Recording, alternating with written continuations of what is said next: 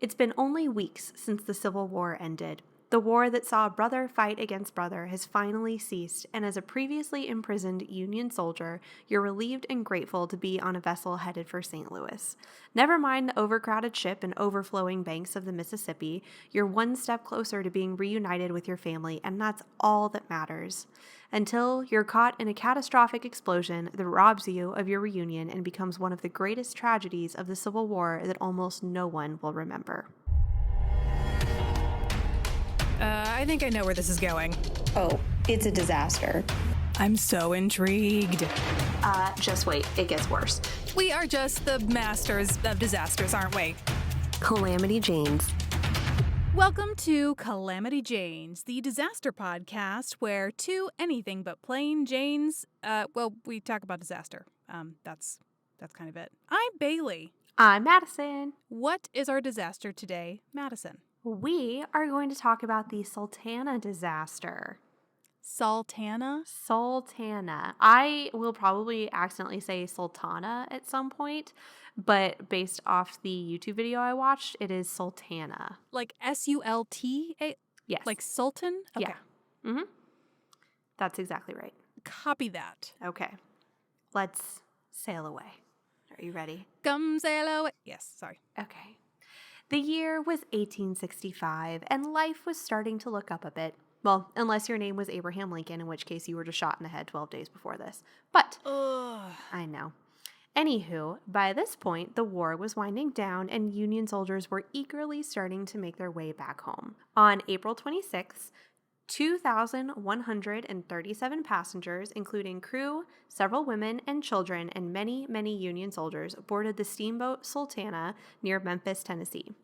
The Sultana was under the command of Captain James Cass Mason and regularly ran between St. Louis and New Orleans. On April 15th, the boat was docked in, I want to say Cairo because it's spelled like Egypt, but Egypt? It's in Illinois. Sure. Wouldn't it be still Cairo? I think that it's spelled the same. Or Caro. I'm not sure because, after like Caro syrup? Cairo. Let's go with Cairo. Okay. After living in Kansas for so long, and I heard Nevada pronounced. What? Yeah, it's spelled like Nevada, but it's pronounced Nevada. That and is El Dorado. I can't handle it. But I was constantly told I was wrong. So hey, it's like Amarillo here. But it's so funny that you say Nevada because Nevadians will get mad at you if you say Nevada. I know. As opposed to Nevada. Yeah. And Nevada?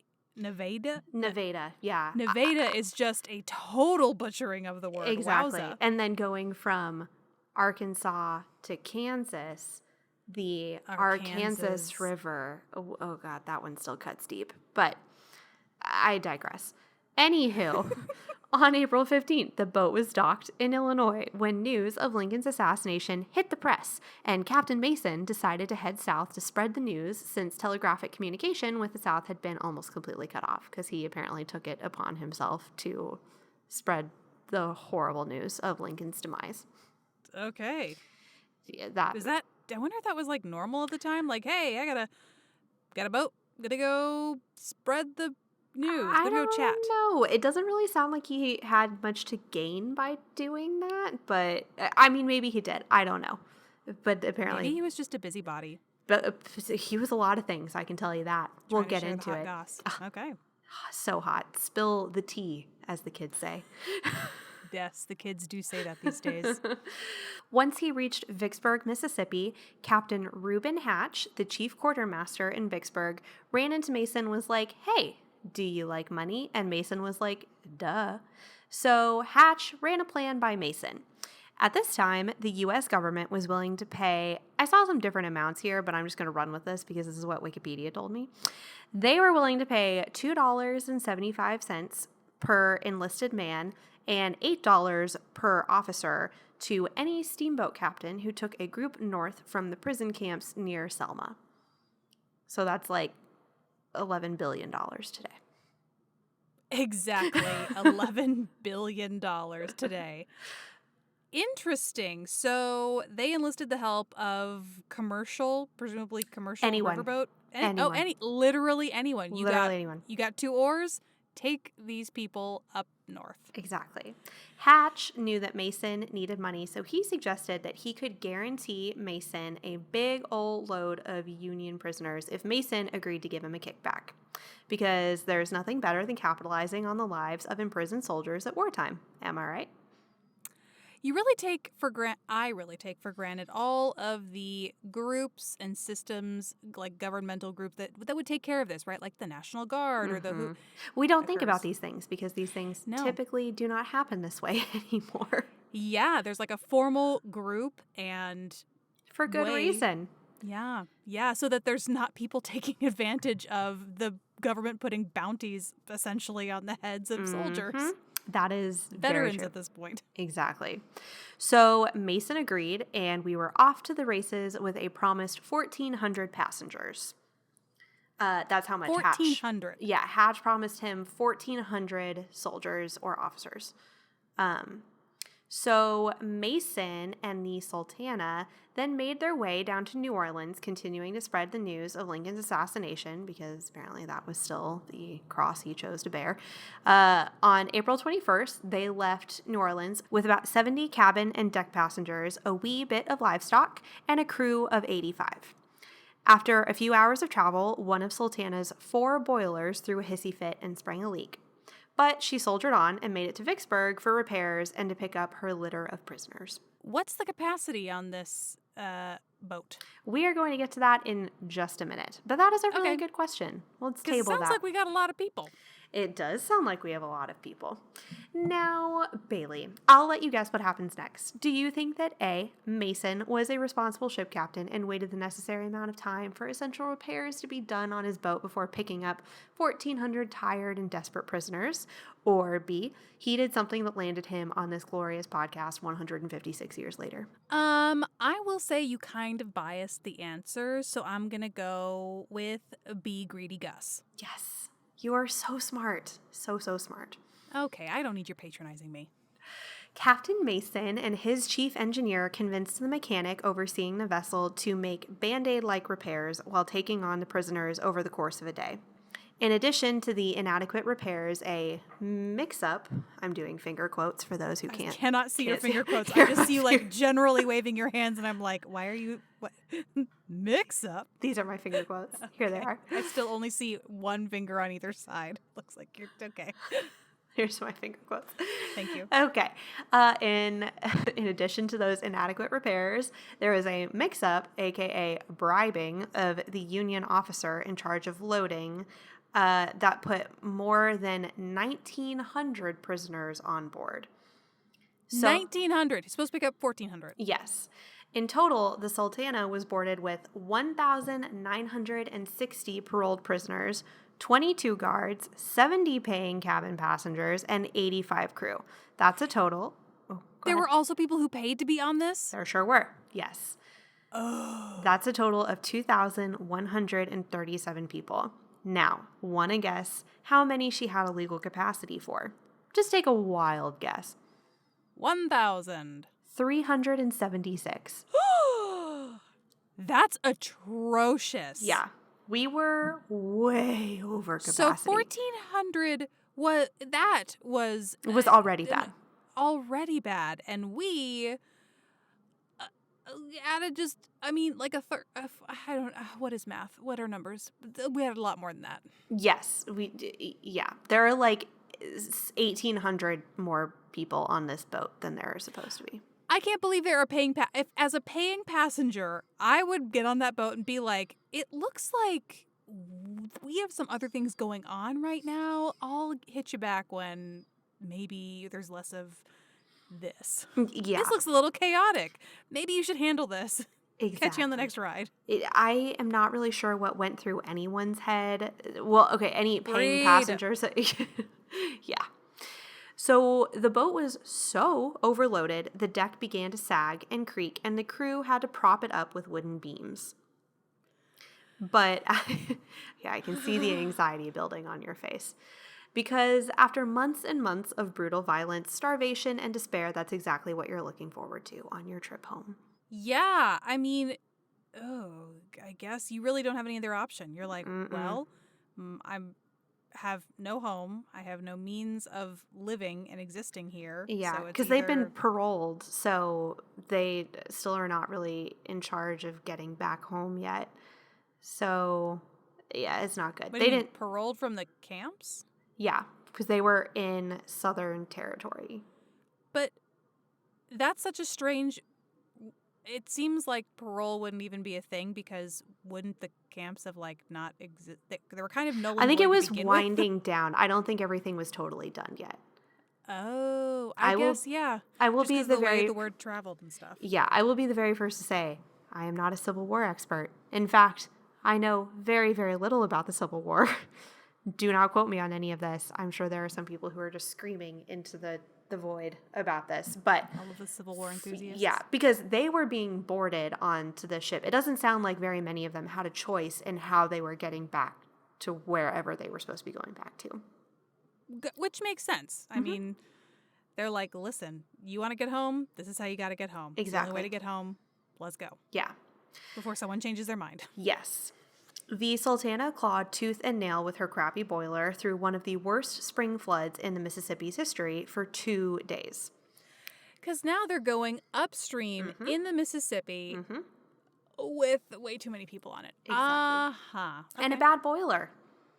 Bad boiler. And is it any more rough because of the rains? Like, it's not just like they full. said it was. Yeah, it was so full that it had expanded. It overflowed its banks, and so it was going over really uneven ground, and it was over trees. And so it was like the water was swirling around underneath them. Yeah, it was very bad. But trudge on. Yes. That's the logical thing to do. At 7 p.m. on April 26, she reached Memphis, where the crew unloaded 120 pounds of sugar from the hold. Not enough. Definitely not. About 200 men were left behind for whatever reason. I truly don't know. But around midnight, the Sultana soon departed again. Something tells me those men were lucky ducks. Oh, extremely. Only a mile or so up the river, she took on a new load of coal from some barges and started north again. Why? Why? Yeah, I don't know. I'm not sure. Greedy people. Or maybe that's what they thought they needed to continue on their journey. But it does not sound like that stop was incredibly necessary. The math doesn't check out, though. You gotta... didn't you notice that the ship was like, oh, thank goodness, we're getting all that extra weight of it. It's like, okay, I can do this. No, not more. Yeah. Around 2 a.m. on April 27th, as tired soldiers lay across each other on the overloaded decks, trying to sleep over the sound of the cold, rushing water beneath their boat, there was an explosion. Of course. Only 7 miles north of Memphis, one boiler exploded, quickly followed by 2 more only a split second later. The massive explosion originated in the top rear of the boilers and emanated upwards at a 45-degree angle that obliterated the crowded decks directly above it and the pilot house. So not only is this sudden, terrifying, and tragic, now there's no one to steer the boat. Oh, Captain was in the pilot house, so he's gone. Yes, just in an instant. It was a bomb, basically. Cool. And that had to have taken out a lot of people. I mean, just how densely packed that boat must have been. Hundreds that had to have, in a second. Yeah. Some passengers were thrown into the water by the explosion. The 2 smokestacks that towered over the vessel, because this is a steamship, so it has 2 smokestacks up top. It looks like a riverboat. Like, this is not a Titanic That's what I'm situation. Envisioning. Like I'm envisioning a gambling boat. Yeah, that's not wrong. Yeah. So the 2 smokestacks that towered over the vessel toppled, one into the water and the other onto the crowded upper deck, collapsing onto the middle deck and trapping many inside. What's worse is the collapsing decks formed a slope down to the exposed furnaces that created a self-feeding fire situation that really didn't make anything better. Self-feeding fire doesn't sound great. Not Nope. going to sugarcoat it. It sounds terrifying. And out of control. Incredibly sustainable. But not in the good way. No. No, not in a good way. Despite their best efforts, many of those that sought shelter from the flames in the water quickly became tired, and many people drowned in groups, trying desperately to hold on to each other. Of course, because it's the mighty Mississippi and it's overflowing. It's tumultuous. Yeah. So that was a lot. Are you okay? Dare I ask if there... I mean, it wouldn't have mattered if there were any safety precautions. Life vests? Who? Oh, We not don't know a her. single source talked about what...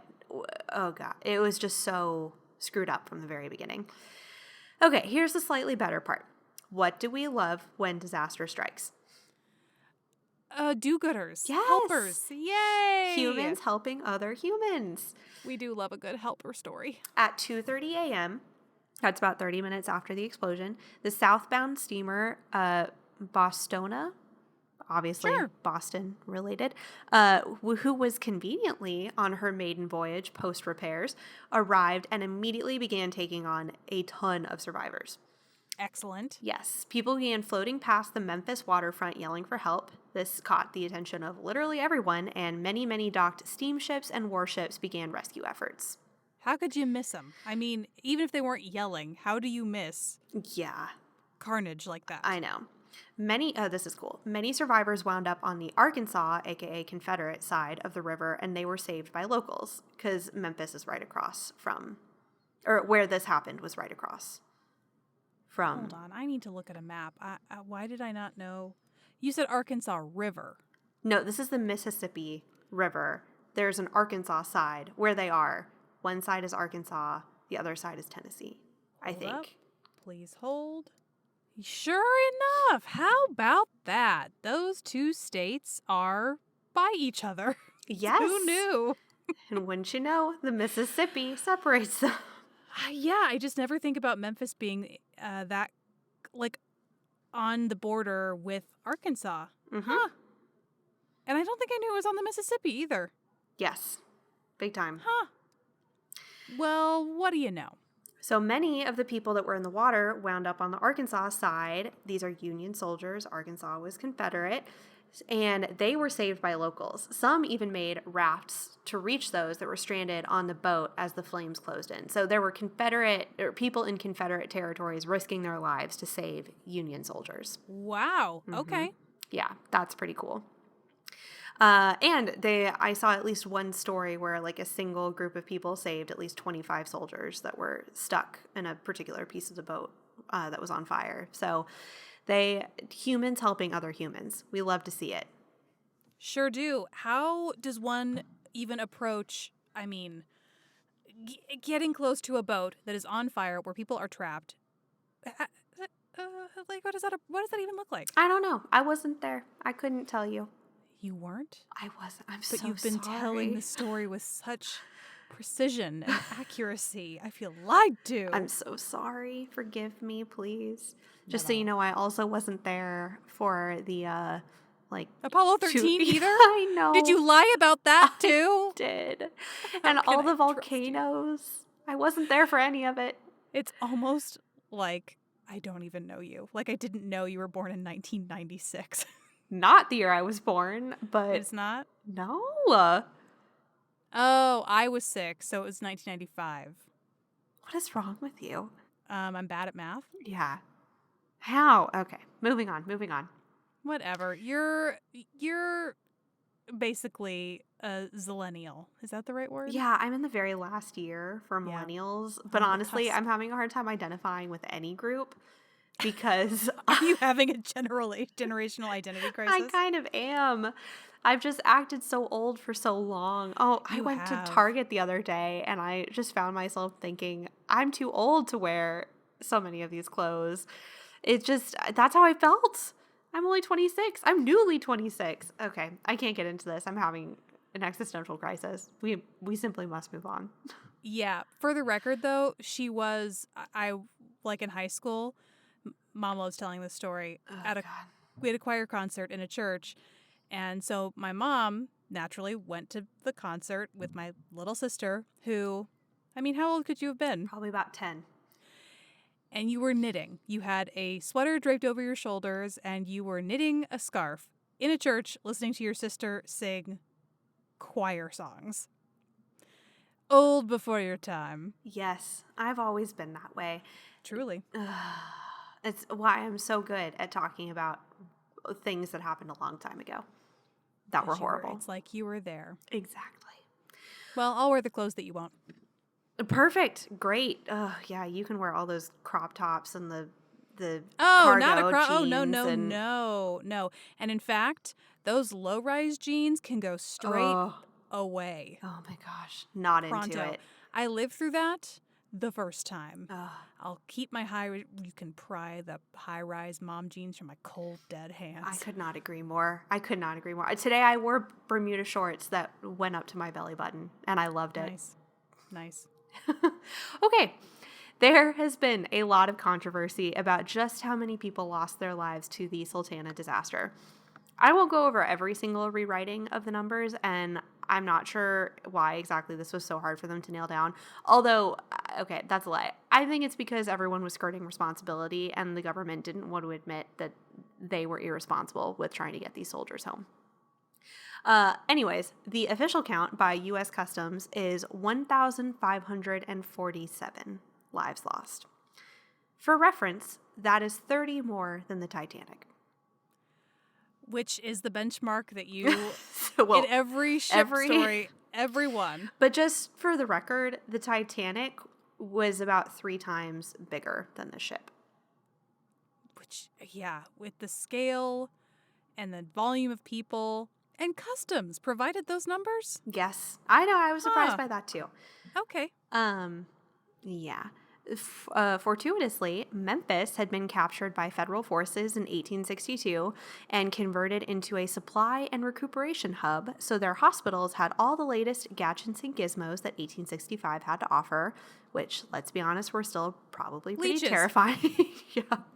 A leech for you. Let this woodpecker. What ails you? Here's a leech. Let this woodpecker just take a look at your. No, never mind. That was weird. Cut it out. What? Wait, I'm trying to yes and you, but I don't. What? No, it's fine. I just took a left turn. Oh my god! I think I wanted to say blue jay, but I couldn't come up with a word, and so I went with woodpecker, What which did always blue sounds more jays? sexual. Did than doctors anything else. use blue jays I don't know. historically? You have a headache? Let this blue jay You know peck that at your eyeball or something. leeches were like used medically, right? I don't know. Cut it. Cut the whole thing. I'm Cut it not back. gonna cut it. Cut I'm it back. keeping it in. Keeping it in. Oh, no. Okay. Anyways, but okay. So all of their hospitals really did have the latest and greatest of the day. So of the roughly 760 survivors that were taken to Memphis for medical treatment, only 31 died between April 28th when this happened and June 28th. Oh. Yeah. They did That's shockingly good. Yeah, they did a very good job of taking care of people. 20 years later, survivors from Indiana, Michigan, and Ohio began attending reunions for Sultana survivors.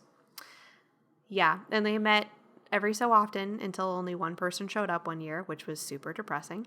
So the last survivor of the Sultana, Private Charles M. Eldridge of the 3rd Tennessee Cavalry, died at the age of 96 on September 8th, 1941. Because the Civil War was not that long ago. Anytime you hear about Civil War survivors and you're like, it was so not long ago in this country's history. Exactly. We are so young compared to so many other countries. Yeah. Okay, so what happened here can basically be boiled down to fatal mismanagement. As And greed. always. And greed. That's implied. The boilers were in horrible shape. There was way too much strain on them, and the Mississippi was having a record year for, water and such. More specifically, and as Wikipedia taught me, about 19th century steamers. As the Sultana meandered her way up north through many twists and turns of the mighty Mississippi, she listed substantially from side to side. Remember, listing means tilting. Copy that, yes. Last time we did a boat disaster, you You had a hard time with the concept. But now I've learned. Now I have capacity to learn other things because now I know that listing is going from. Thank you for reminding me though, because I definitely didn't remember that. That's what I thought. Because all of the 4 boilers were interconnected and mounted side to side. If the boat tipped sideways, then the water would run out of the highest boiler. Starting over that sentence.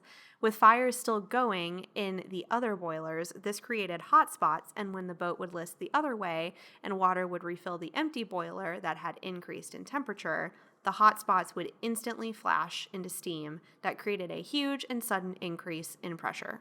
In essence, kaboom. A bomb. A bomb. A big old steamy bomb. That boat was like, guys, I'm done. I tried to tell you, but this girl, she's off duty. Yeah. Boom. It tried so hard. It pleaded. It begged for help. Got so far. But in the end, it doesn't really even matter. I kind of feel like this is an open and shut case of mismanagement and a little bit of bad luck because of the flood conditions. But here we are with yet another theory of what might have happened. I know, but why not? Why not talk about it? Sure. In 1888, William Streeter claimed that his former business partner and Confederate General Robert Loudon confessed to using a coal torpedo on the Sultana. What is a coal torpedo? I did not look into that because I thought it sounded ridiculous. It sounds fake, and that is how you know this is a fake story because a coal torpedo doesn't exist. To be fair, Loudon was responsible for the use of a coal torpedo on another steamboat called the Ruth, so crazier things have happened.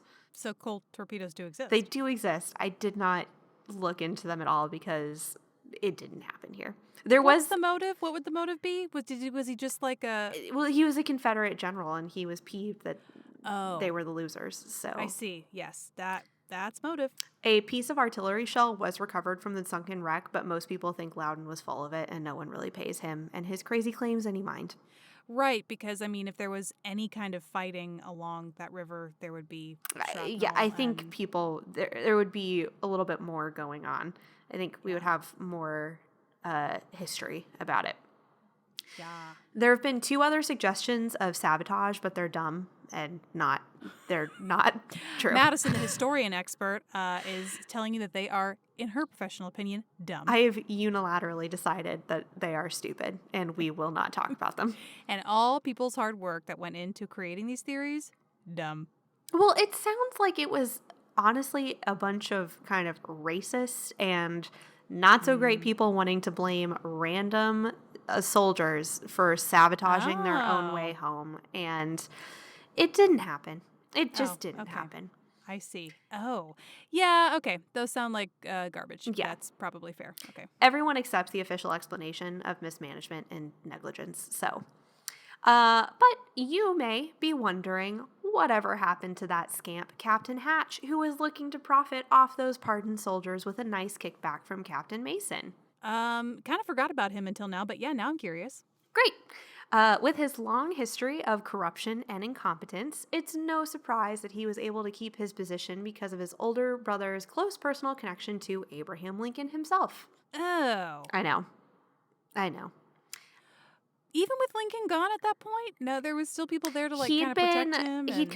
He was able to be in this position to like bribe and like get all these soldiers on here because he was able to stay in that position because of his older brother. So up until that point, and he had made enough friends in the political realm that helped him evade responsibility. Corruption that goes all the way to the top. Hatch was brought up on court-martial charges at different times during his career, but his recommendations from Lincoln and General Grant helped him evade responsibility for any of the crap he was doing while the U.S. was falling apart.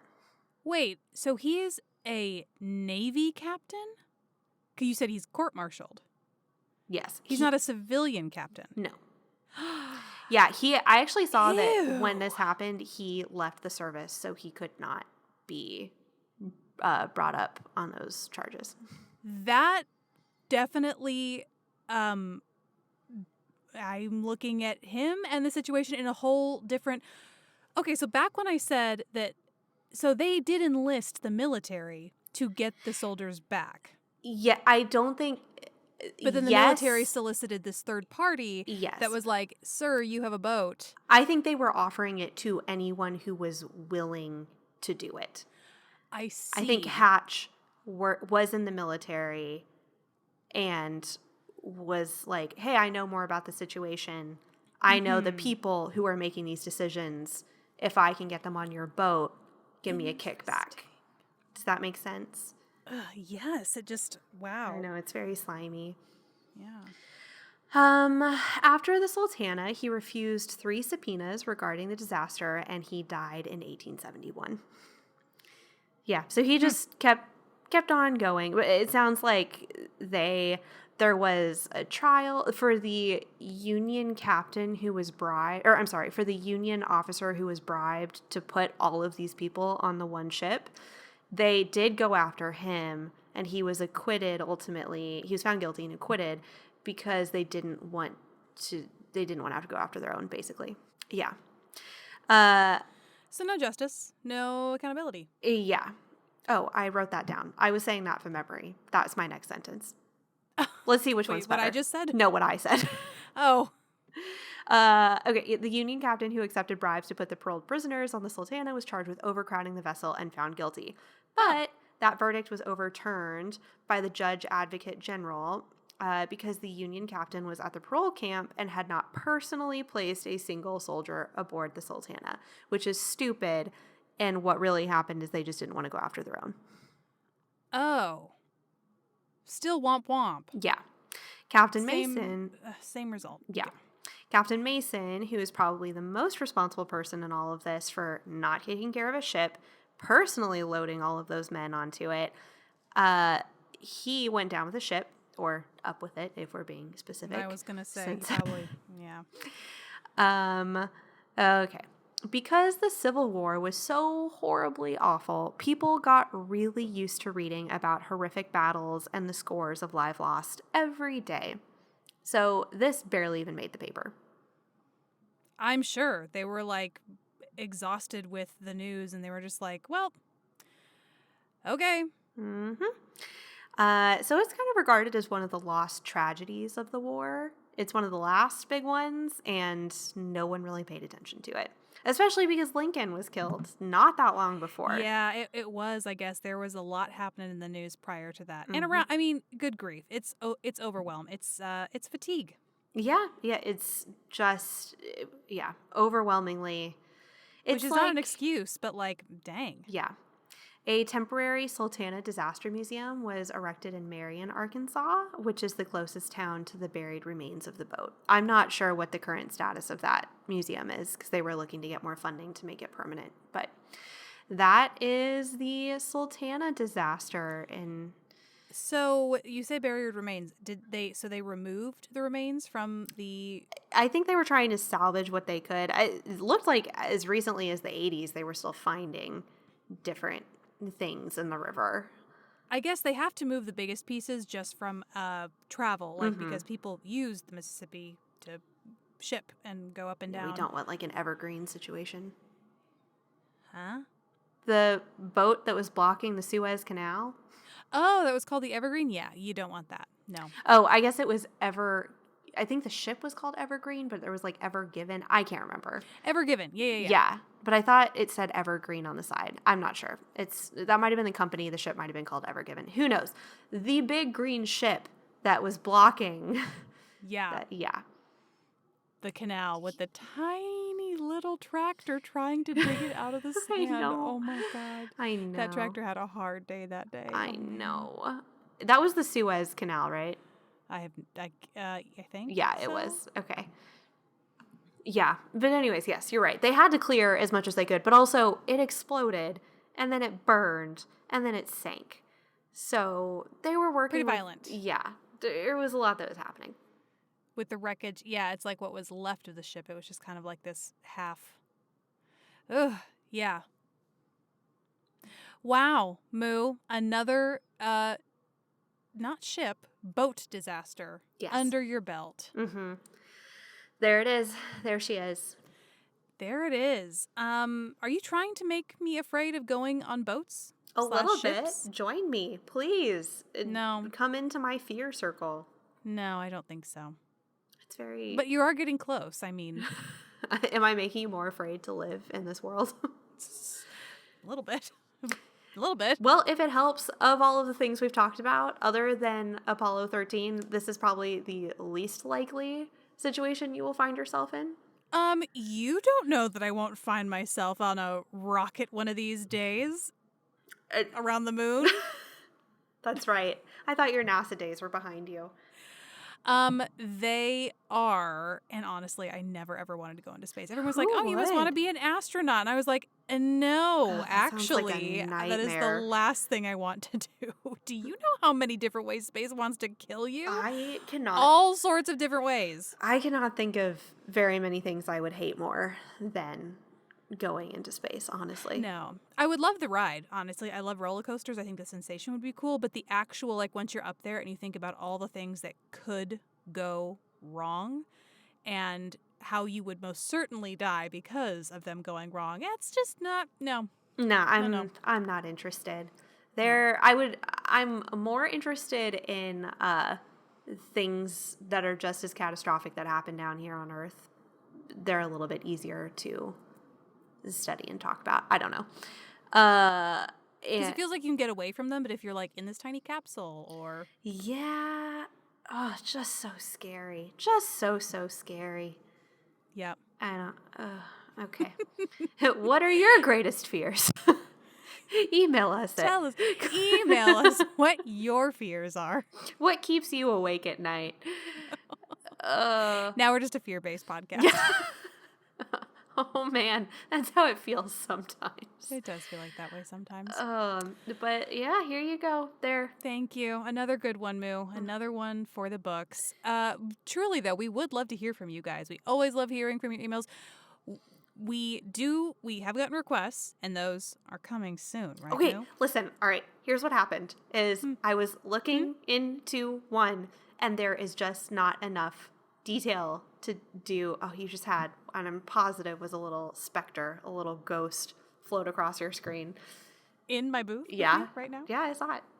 Okay. If my booth is haunted? Probably. Okay. It's one of them, there's just not enough detail for me to do, and I'm working really, really hard to do it, okay? And the other one requires me to watch. So many people have sent me some very helpful videos about how power grids work, and guys, I'm doing my best, okay? I'm doing Just my gotta best. simplify, like, yes. Who am I to tell you? You're the one who does the research. Yeah, maybe I'll make you do those. Maybe you do any of the recommendations. I don't think so. It's awfully convenient. That's how we set this podcast up.